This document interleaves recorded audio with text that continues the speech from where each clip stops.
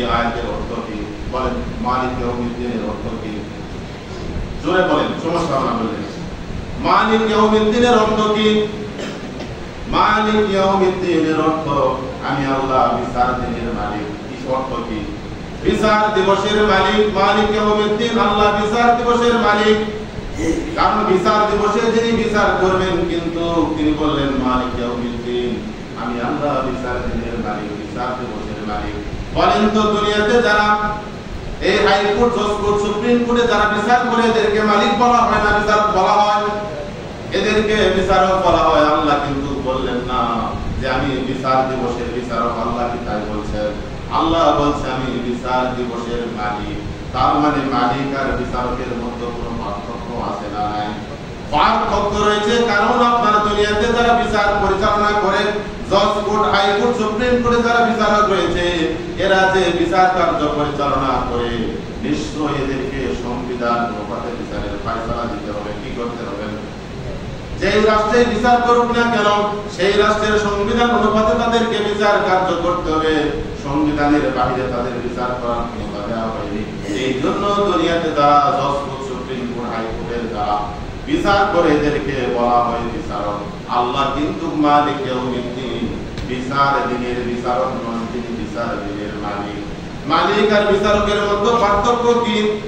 মালিক আর বিচারকের মধ্যে পার্থক্য হলো, যিনি বিচারক অবশ্যই তাকে সংবিধান অনুপাতে বিচার করতে হবে। আর মালিক উনি, তার কোন সংবিধান চলে না।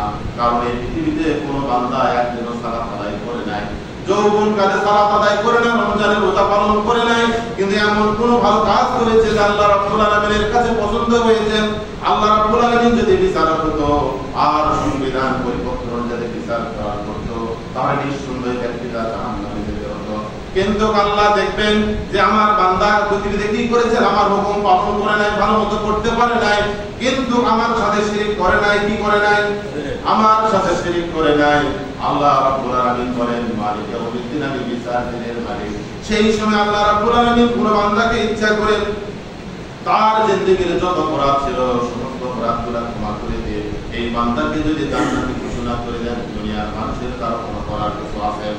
কোনো কিছু নাই। এই জন্য তিনি কিন্তু বিচারক নন। আল্লাহ কিন্তু বিচারক নন। যদি আল্লাহ বিচারক হতেন এবং ন্যায় বিচার করতেন, কারণ সালাত আদায় করে নাই, রমজান মাসের সিয়াম পালন করে নাই, হজ ফরজ হয়েছে হজ করে নাই, অর্থ সম্পদ অনেক ছিল পৃথিবীতে আঁকড়ে ধরার কারণে যাকাত দেন নাই, আল্লাহ যদি পরিপত্র অনুপাতে অনুপাতে বিচার করে, তার নিঃসন্দেহে মানুষগুলা জাহান্নামে যেতে হবে। আল্লাহ বলেন মালিক ইয়াউমিদ্দিন, আমি আল্লাহ তো বিচার দিনের বিচারক নই, আমি আল্লাহ বিচার দিনের মালিক। আমি আল্লাহ যদি বান্দার আমলনামায় দেখবো যে আমলনামায় কোনো শিরক আছে কিনা, আমলনামায় কোনো শিরকের অপরাধ নেই, বান্দার কোনো হক নষ্ট করে আসেনি, আমি আল্লাহ ইচ্ছা করলে তার যত অপরাধ আছে সমস্ত অপরাধগুলো ক্ষমা করে দিয়ে এই বান্দাকে আল্লাহ জান্নাতি বানাতে পারে না? এই জন্য আল্লাহ পাক বলেন ইন্নাল্লাহা লা ইয়াগফিরু আন ইউশরাকা বিহি ওয়া ইয়াগফিরু মা দুনা যালিকা লিমান ইয়াশা। আল্লাহ বলেন গোলাম, তুমি দুনিয়াতে যত অপরাধ করো না কেন শিরক করো না, যত অপরাধী তুমি করো না কেন শিরক করো না।